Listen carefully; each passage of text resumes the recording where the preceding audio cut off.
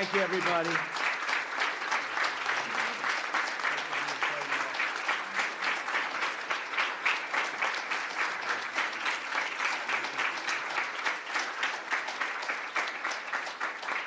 We actually spent some time together, so I didn't mind giving you a second hello. Not at all. We've known each other a long time. We've been friends for a long time, from the beginning of the campaign. And these are special people. Please sit down. Vice President Pence, thank you very much for joining us, Mike. I also want to recognize Acting Director Homan, who's leaving us. He's been truly a star, and he's leaving. He's retiring. But where is Tom? Is he around here someplace? Tom, stand up, Tom. Great guy.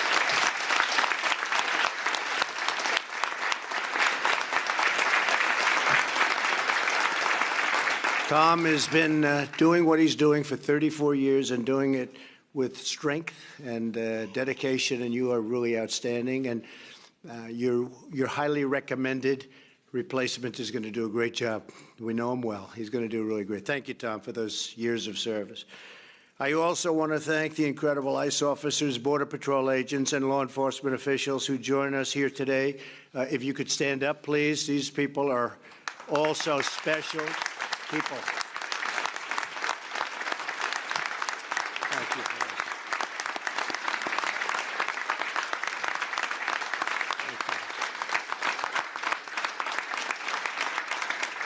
And they're good-looking people, aren't they, huh? Yeah. Good-looking people. Thank you very much for being here and for the bravery. What you do and what you endure is incredible. I also want to stand and have the brave men and women from all over government agencies. We have a lot. Maybe just raise your hand or stand, but we really appreciate the job that you've done, especially during the last year and a half, because I know you've really put in a lot of extra. So please, thank you very much. Thank you.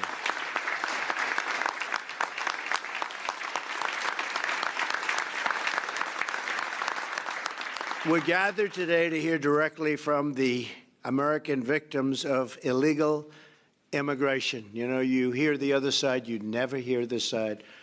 You don't know what's going on.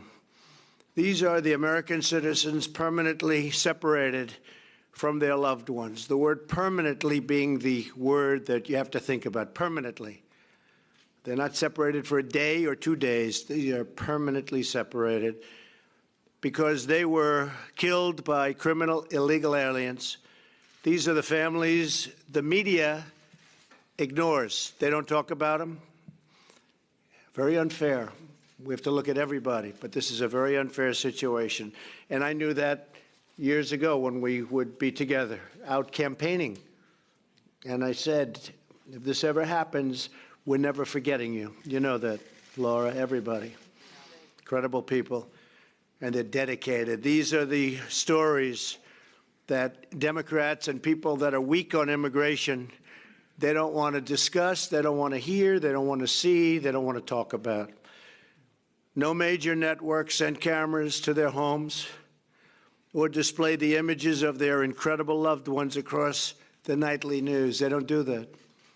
They don't talk about the death and destruction caused by people that shouldn't be here.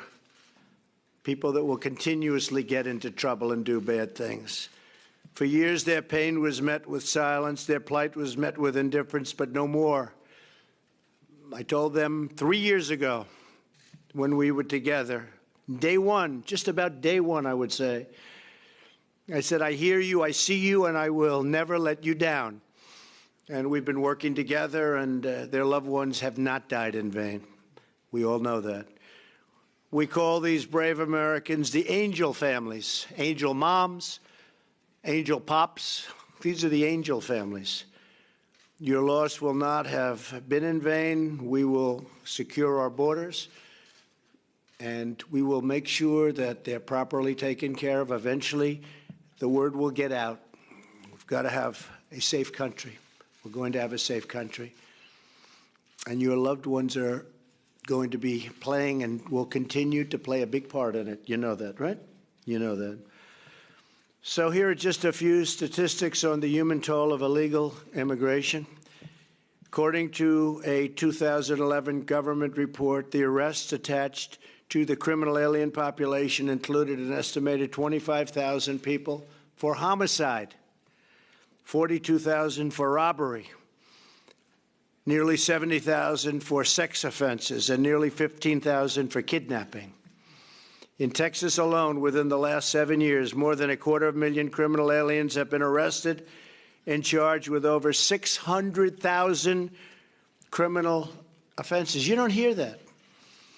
I always hear that, oh, no, the population's safer than the people that live in the country. You've heard that, fellas, right? You've heard that. I hear it so much, and I say, is that possible? The answer is it's not true.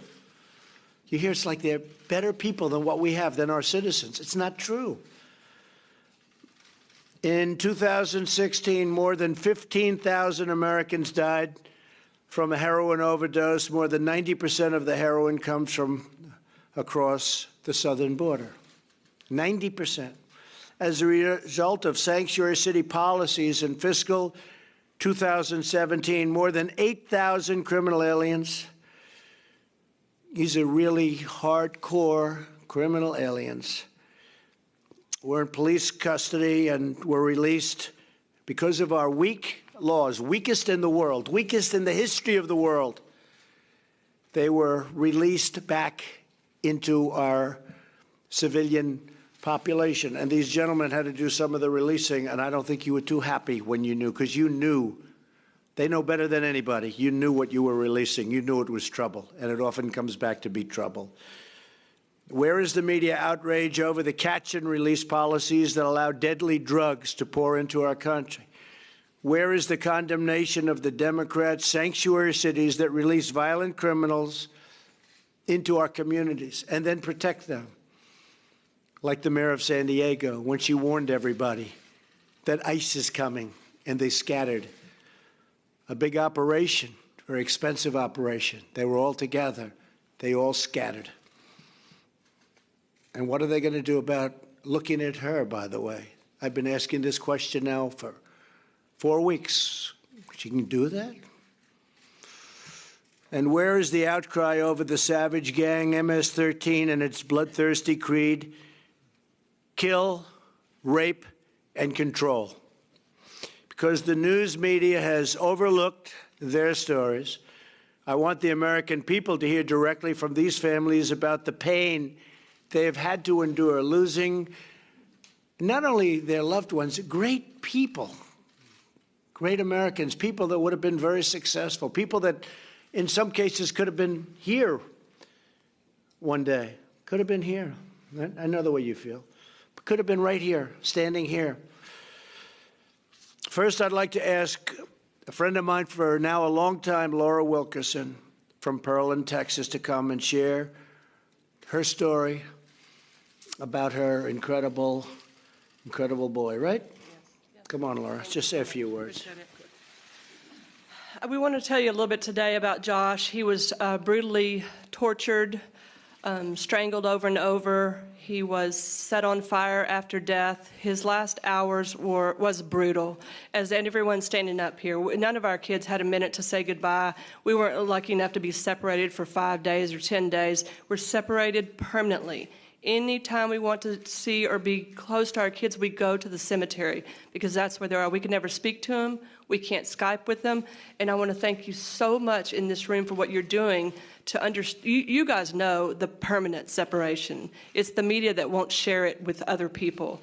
It's permanent. We can never have him back on this earth. Thankfully, I'll see him again in heaven. But I want to thank you, Mr. Trump and Vice President Trump, Vice President Pence, for keeping their commitment to us. It's been ongoing. It continues on. And please understand, there are so many more of us than what you see here that had the same story over and over, drunk driving, killed, over and over, and they don't prosecute her. They let go and low bond. They're out in 30 days. It's sad for our country, and it's time to take it back. And I want to thank each and every one of you, law enforcement. You know it. You love it. You want to do your jobs. And thankfully, we have a president who will allow you to do that now. Thank you so much.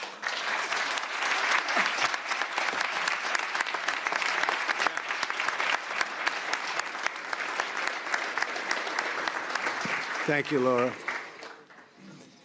Next, I'd like to ask Juan Pina from Greenfield, California, to speak. Juan, please come up. Thank you. Thank you, Juan.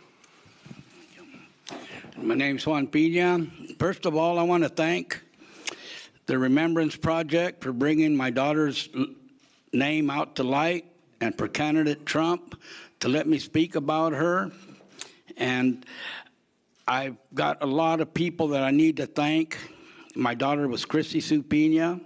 Back in 1990, she was kidnapped, strangled, stabbed, raped, and sodomized, and her new body was found in an artichoke field. I've been fighting for 28 and a half years. He's been fighting. He was loose for 25. The last 3.5 years, he's been fighting extradition. And on May 3rd, God answered my prayers. Mexico finally turned him loose to us, and he is now in the Monterey County Jail, and we can start court procedures for my daughter's death. And I want to thank everybody that was involved in getting him over here. The Sheriff's Department of Monterey County, for the investigator. The sheriff never told her, don't give up on this, just stay on it and stay on it. And she pinky swore that she was going to get him over there, and she did.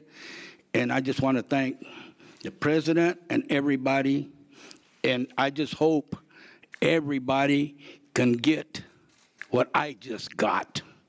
And I'm out here speaking for the thousands of victims that we have here in the United States. And I want to thank you all. Thank you.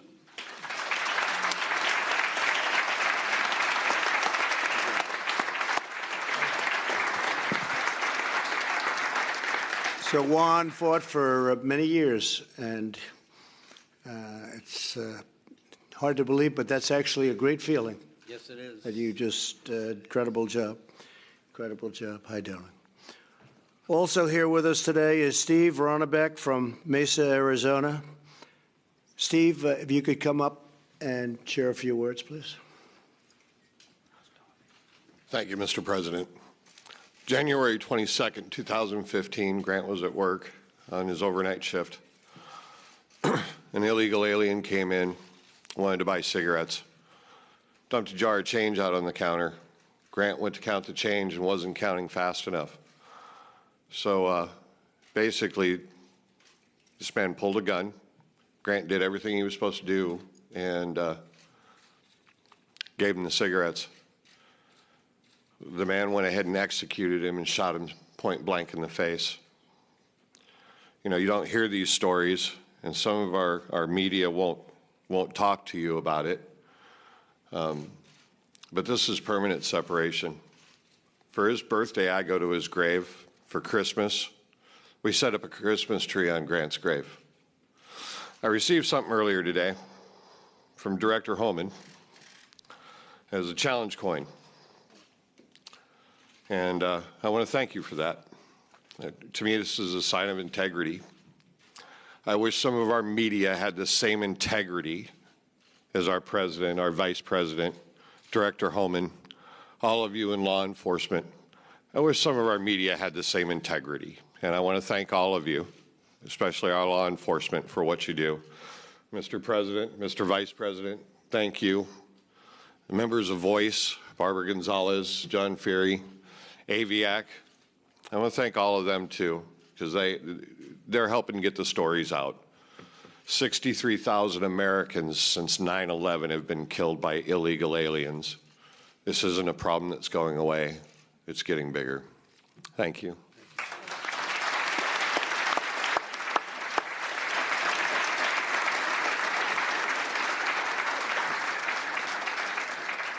$63,000. And that number, they say, is very low because things aren't reported. 63,000, and you don't hear about that. Also here with us today is Michelle Root from Modale, Iowa. Great place. Michelle, please come up. Thank you, Mr. President. My daughter, Sarah Root, was killed within 24 hours after graduating with a bachelor's 4.0 in criminal investigations, out celebrating stopped at a stoplight and rear-ended by Edwin Mejia going 70-plus miles an hour. He was arrested, but then he paid a $5,000 bail, and now he has fled. Our separation, like everybody has said, is permanent. Sarah never gets to go on to be a wife, a mother, a grandmother, an aunt. My son does not have his only sibling any longer. My life has been devastated. So has my daughter's family and friends. I want to thank President Trump and Vice President Pence, Barbara Gonzalez, John Fury, and Director Holman for all their support. They have never given up on us. AVIAC was a group that we started because we were tired of not having anybody else to go to get information. When Sarah was killed January 31st of 2016, I had nobody, but I was thankful for my politicians in my area. And you know, President Trump was one of the first ones to reach out to my family. And he has been there from the beginning, never left our side. Now we just need to get my daughter's killer found. Again, my separation is permanent. Sarah's never coming home. I never get to take a selfie with her again. I have no more pictures of her.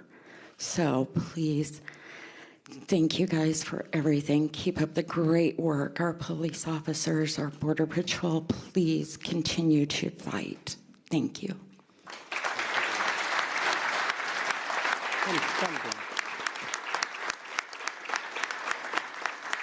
Say a few words. Come. Thank you. My name is Mary Ann Mendoza, and my son, Sergeant Brandon Mendoza, was killed on May 12, 2014, on his way home from work by a 3-time legal limit drunk who was also high on meth. He had drove over 35 miles the wrong way on 4 different freeways in Phoenix before slamming head-on into my son's car. As you know, they could fill this stage up every day for the next 5 months of victims of illegal alien crime, and it would just keep going. Unfortunately, we are members of a club of our children or loved ones who've been killed by illegal aliens, but there's hundreds of thousands of victims every year who are affected by illegal alien crime, rape, assault, identity theft. These are things that go unreported, unchecked. You know, if the public would go to illegalaliencrimereport.com and see the magnitude of crimes being committed against your fellow Americans by illegal aliens allowed to stay in this country, you will be sickened, because the mainstream media does not let you know what's really happening. And we are here, the members of AVIAC are here to educate the public as what's happening. And if anybody's been a victim of illegal alien crime, contact us, because we have close connections with Barbara Gonzalez at ICE, John Fury. We have connections at the Department of Homeland Security that we are trying to get people the help that they need and sent in the right direction. President Trump, Vice President Pence, you've just been there for us, and there are no words to describe what your support and your caring has meant to each and every one of us. And thank you from the bottom of my heart. Thank you, Brian. Come. Come. Your story is incredible. I'm one of your legal immigrants. I came the right way. I paid lots of money. It took me 5 years to become a citizen, a proud citizen. And I didn't drag my son. He named himself German Chocolate. He was born in Germany. I didn't drag him over borders, through deserts. I didn't place him in harm's way. I protected my child from harm, but I couldn't do that on July 12, 2012. He was 30 years old. I couldn't protect him because an illegal alien from Guatemala with 2 felonies, 1 deportation, 2 DUIs, he was protected. Riverside, California, sanctuary. The judge, the DA, they knew who he was. They gave him probation after his 2nd DUI. 5 weeks later, he killed my child. And if that wasn't enough to deal with, this is my only child. I have no family. That's it.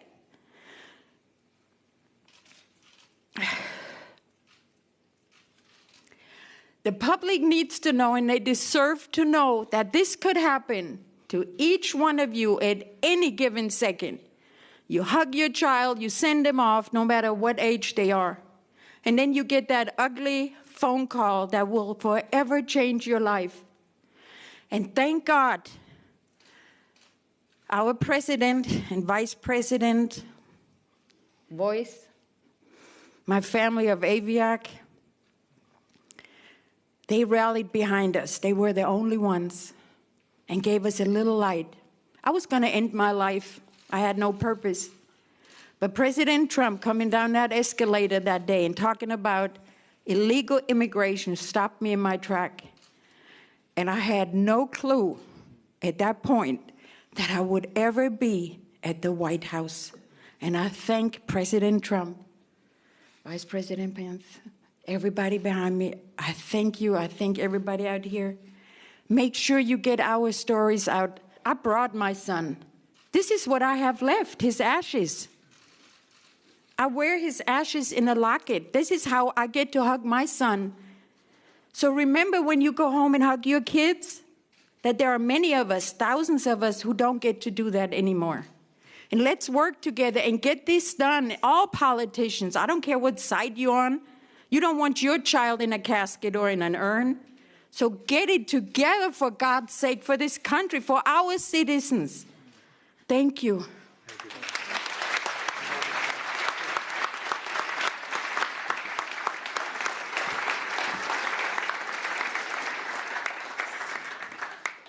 My name is Ray Tranchant, and I retired from the Navy. I flew off of aircraft carriers and had a great Navy career, and then I started my family in the 90s. I had two little girls, Tessa and Kelsey, and they had a bigger brother, Dylan. And I raised them, and their mother and her mom is Hispanic, and so Tessa was Hispanic, and they lived near the border as well. Tessa was 16. She was a dreamer, and so was her friend Allie Kuhnhart, 17 years old, 16 years old, both beautiful girls, and they just loved talking about the future. They went to a Wawa in Virginia Beach to get a pack of gum, and they were stopped at a stoplight, and Alfredo Ramos was driving at 70 miles an hour. He was 3 times the legal limit. He had been arrested before for DUI, in which the judge gave him no time or fines. He had a fake ID from Florida bought by the cartels. He had a fake driver's license on his car, and he couldn't speak English. And he needed an interpreter for the last DUI hearing. He was also arrested for drunken public. Bottom line is he came in through Mesa, and he tried to make it, and he was 3 times the legal limit, so the police told me that at that, it's like wearing almost blackout glasses while you're driving. When he hit the girls from behind, it was an explosion. The neighborhood thought a bomb went off. The girls were almost instantaneously dead. They worked on Tessa for a while, and I got to see her in the hospital. Those are the dreamers that the United States should focus on. I can't make an opinion about the young people that are here illegally because their parents brought them. But I can guarantee you the government had nothing to do with that. And everybody wants to blame. But the parents of those children are to blame. And there was a lot of, well, maybe they'll feel sorry for them because they're kids, and maybe if they behave, they'll just magically beat the system. My mom came from Ireland. Took her 10 years to get her citizenship. She had a sponsor. If she got in trouble, not only did she get in trouble, the sponsor was in trouble. I would have been speaking Northern Irish right now if she got out of line. That's the way it was with INS in those days. And Mom loved being an American. I helped her study for her exam. So I'm all about legal immigration. But the invaders and people who come over our borders and decide to take the law in their own hands and maybe are supported by a group of people that, for God's sakes, I don't know why they would want to do it. It's evil, it hurts people, and it costs us billions of dollars a year. And they don't seem to want to pay for it. They want us to pay for it, the other taxpayers. I want to thank President Trump because when those kids died, I was a city employee. Of course, I sued the city and the judge and the adjoining city with the judge there. And of course, they're immune. But it didn't make me really friendly with the city. It didn't make me friendly with ICE because basically they claimed they weren't called. The sheriff's department said that we called them, and it was a back and forth. So no one took responsibility. So being in that situation where no one takes responsibility in this government at all means that you're standing in a dark forest at night when it's raining and it's cold and you're lost. Everybody you talk to, yeah, but, he was drunk, and, we have a lot of drunks here, and blah, blah. Let me tell you, the guy shouldn't have been there at that time. He shouldn't have been there, and we had many opportunities to get him out. So, what's happening? Our representative is the president and the vice president. They took us in, and we're going to fight this battle, and we're going to win it. And we're going to clean it up, and I'm very proud of that. I'm very proud to be a part of that, and I will support you as law enforcement and my president and vice president as much as they need. I want to thank the Remembrance Project for standing there when I had no one else. And God bless you, and I hope this doesn't happen to you. Thank you, sir.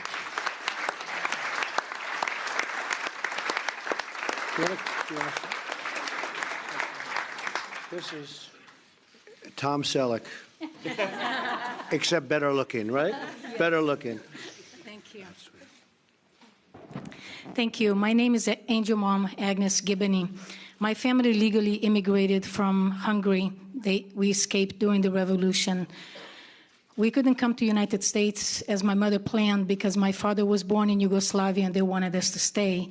And because my mother said no, they didn't allow us to come to the American embassy.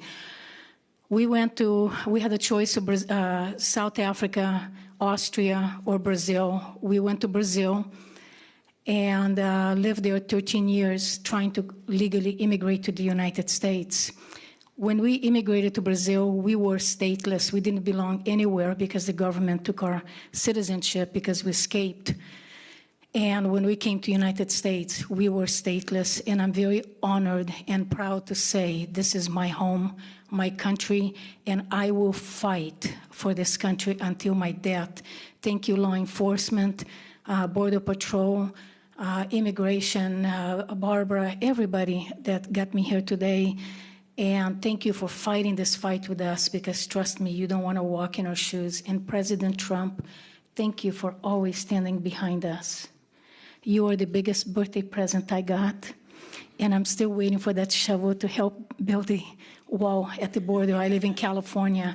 And I would like to ask if you don't want your state to become a sanctuary state. So I would like to ask President Trump if you would tweet and endorse us to fightsanctuarystate.com to help us so we're not going to go down. Because if California continues in this path, the rest of the country will follow. And I am so proud and honored of you, Mr. President, the integrity and character that you have shown us. Pulling the daggers out of your back every day it hasn't been fair, but I want you to know that I'm very honored to call you my president.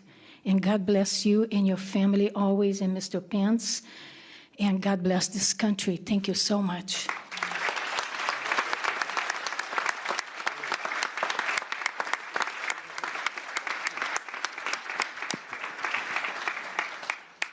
Thank you. Thank you, Mr. President.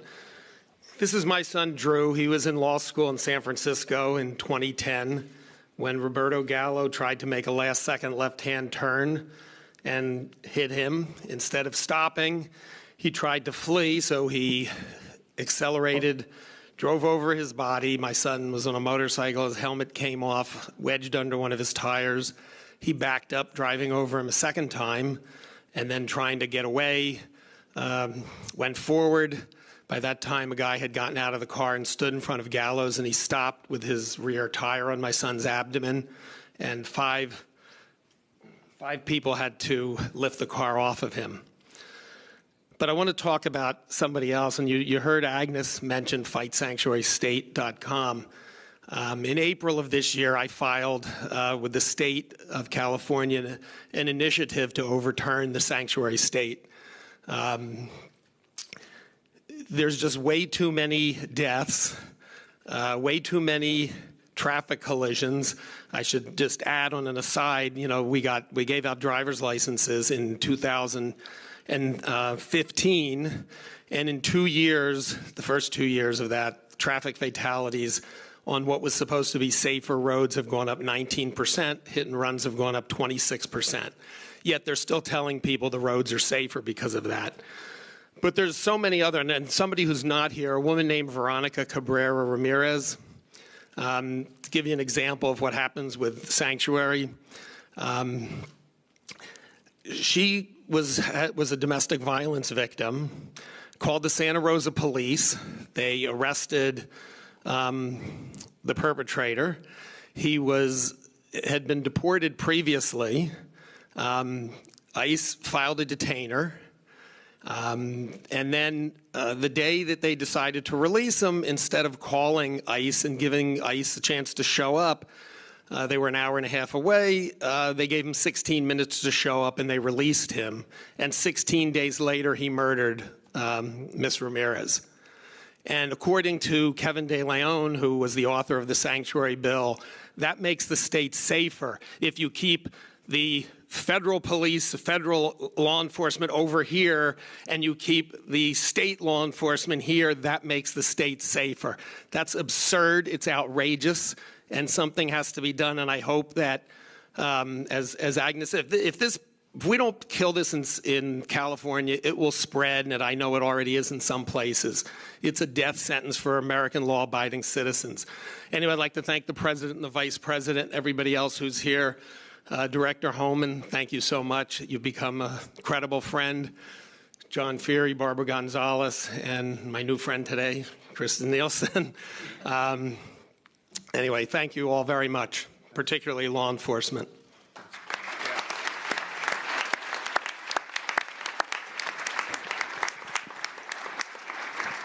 And I just said, would you like to speak? And you said, no, I cry too. She said, I've been crying for too long, for too much, so it's fine, right? Yeah. That's good. Well, I just want to thank everybody for being here. I know these families. I know many more families that have gone through the same thing. And I can not imagine it being any worse, but we pledge to act with strength and with resolve and in the memory of those who have been lost so needlessly. And it's because of families like yours that my administration created the new Office of DHS, the Victims of Immigrant Crime Engagement, which has been doing, I hear, a fantastic job. They call it Voice, so that your voices can be heard. Today we have released the first Voice report within the first months of Voice. We've opened more than 2,800 victims registered to receive information on their perpetrator. We're following these people. We're following them, so it can't happen again by that individual. Voice assisted hundreds of families already, connected them to crucial services such as grief counseling, followed up their cases, and helped ensure that the criminal aliens that harmed their families so egregiously were detained, removed, and deported. Our first duty and our highest loyalty is to the citizens of the United States. We want safety in our country.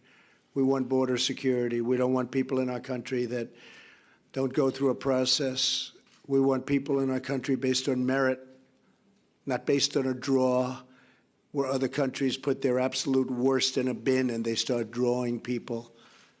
Or you think they're going to put their good ones? They don't put their good ones, they put their bad ones. And then when they commit crimes, we're so surprised. We'll not rest until our border is secure, our citizens are safe, and we finally end the immigration crisis once and for all. We want safety in our country. We want strong borders. We want people to come in, but we want them to come in the proper way. So thank you all for being here. These are incredible families, incredible people. Your loved ones have not died in vain. Much of what we're doing today is because of what you've had to endure. And we just thank you all very much for being here. And God bless you all. Thank you. Thank you. Thank you very much. Thank you.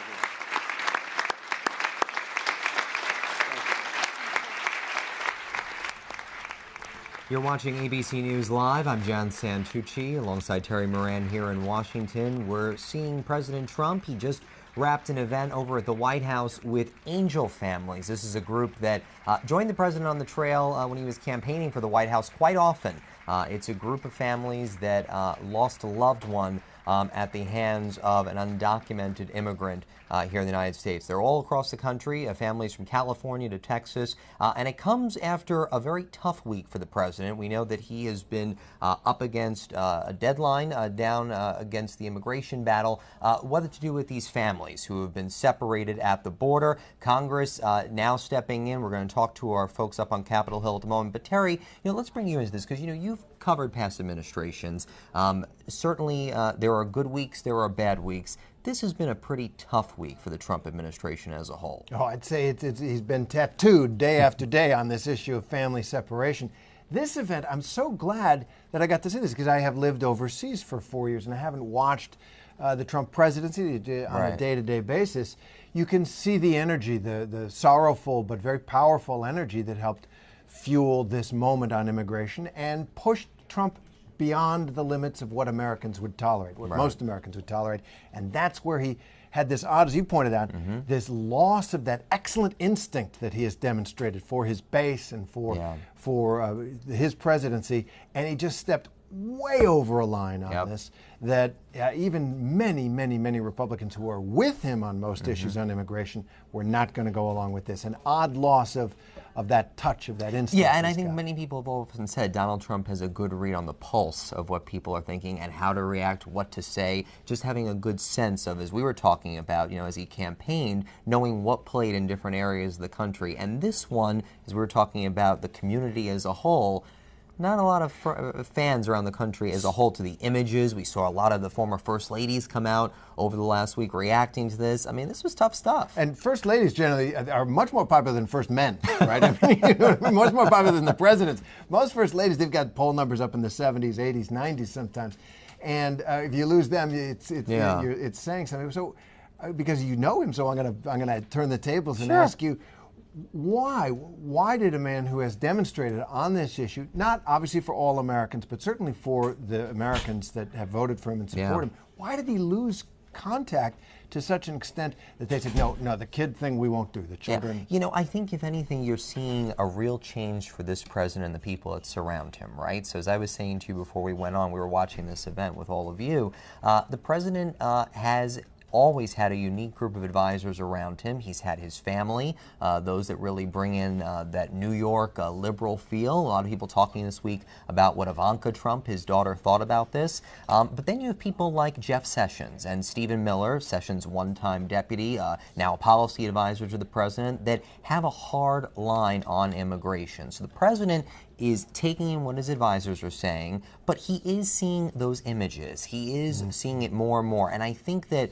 the way this began, as you and I both know, is the way the media coverage started with it. We weren't seeing a lot of what was going on in those detention centers right away. And as the week went on, as we went through the weekend, we were seeing more of those visuals. The president is also the chief communications officer of this administration, and he quickly understood this ain't good. But it took several days and took his foot off the gas. But, you know, for his base, for the people who have supported him, immigration has always been a winning strategy for Donald Trump, as we saw as one of the key reasons he's in the White House. I want to bring in, though, to this conversation ABC's John Parkinson, who's up on the Hill for us. And, John, you watched that event with us. You've also been watching what is going or maybe not happening up on Capitol Hill at the moment. There had been a vote originally planned for yesterday. That got delayed. Doesn't look like you're going to get one today. On the table now for next week? That's exactly right, John. The president this morning, he had a big tweet where he essentially said that Republicans were wasting their time with any efforts towards immigration reform. And so there were a lot of questions up here at the Capitol this morning, just really wondering whether this would take all the steam out of the negotiations that have been really going on the last couple weeks at a frenzied pace. So we saw Kevin McCarthy, the majority leader. He went onto the floor shortly after votes this morning, and he announced that the House still will proceed to an immigration vote next week. He didn't say which day, but he did say that lawmakers will continue to work this issue on through the weekend. And over the weekend, John, you were mentioning to me that there's some members of Congress, not Republicans, but about 24 Democrats that are heading down to the border, right? Yeah, that's right. They have a list of 28 Democrats that are heading down to the McAllen area of Texas on the U.S.-Mexico border. And actually, one Republican has said he's going down. I don't think he's participating in that event, but Congressman Mike Coffman from Colorado, who's one of these moderates that's been working on the compromise bill, he's urging Congress still to move forward and get these votes done. I've really been a player on that. And he's going to go down to Texas as well this weekend to check out the situation there and to meet with some of these families that have been separated. The Democrats will be meeting with both children and parents that have been separated and touring these facilities where they're being held and where they'll be held in the future. And we'll be watching that as it plays out. ABC's John Parkinson up on Capitol Hill. Thank you, sir. Let's go over to the White House, where ABC's Ali Rogan is watching this event with us. And Ali, just before I get to you, for some people that are just joining us, as I said, we just wrapped up an event where the president spoke. Let's just take a listen to how he opened that event right when it started not too long ago. We're gathered today to hear directly from the American victims of illegal immigration. You know, you hear the other side, you never hear this side. You don't know what's going on. These are the American citizens permanently separated from their loved ones. The word permanently being the word that you have to think about, permanently. They're not separated for a day or 2 days. They are permanently separated because they were killed by criminal illegal aliens. These are the families the media ignores. They don't talk about them. Very unfair. Ali Rogan, it reminds me 1 week ago you were at the White House as the president did that marathon session running up and down Pebble Beach, as we call it, but the north lawn of the White House. When he was first asked about this, what he was going to do about this immigration debacle his administration was up against, for him, though, Ali, and you like me, we both crisscrossed the country as he was campaigning. This has been his bread and butter, and I'm just seeing those families around him, the photos, those signs, secure our border, protect our communities. This is really the area where Donald Trump feels most comfortable. It absolutely is, John, and it gets back to what Terry was saying about the president's razor-sharp political instincts and what he knows sells with his base. I know that, as you've been discussing, this has been a really difficult week for the White House in terms of the court of public opinion, and certainly this event gets him back on track with talking about his message, the sort of red meat that his base wants to hear. The president talked a lot about the children of the people who were present today that were killed by undocumented immigrants that were in the country. And of course, while any child that's killed, the death of anybody is an absolute tragedy, but there are numerous reports that show that the rates of serious crimes among illegal immigrants is actually no higher than among native-born Americans. In fact, I was doing a little fact-checking as the president was speaking, and there's one study from the Libertarian Cato Institute from 2015.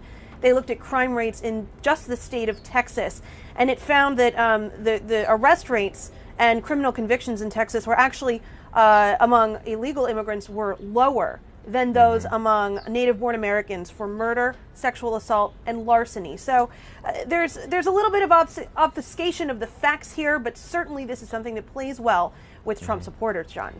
And Terry, we were talking about this before we came on. The president is going into the midterms. It's going to be the first real challenge for him to see where the House ends up going. But, everything changes here on a dime. I mean, as we were saying, it was, a week ago, we were all in Singapore as we were watching the president sitting across from Kim Jong-un. Feels like it was about 10 years ago at this rate, but who's counting? How does this affect them going into November? Do you think immigration is something that is going to stick at the forefront of most Americans as they go to vote? I do. I think that immigration is an absolutely driver of an issue in countries around the world because this is an era of migration around the world. And the Americans are dealing with 60 million immigrants that have come since the 1970s.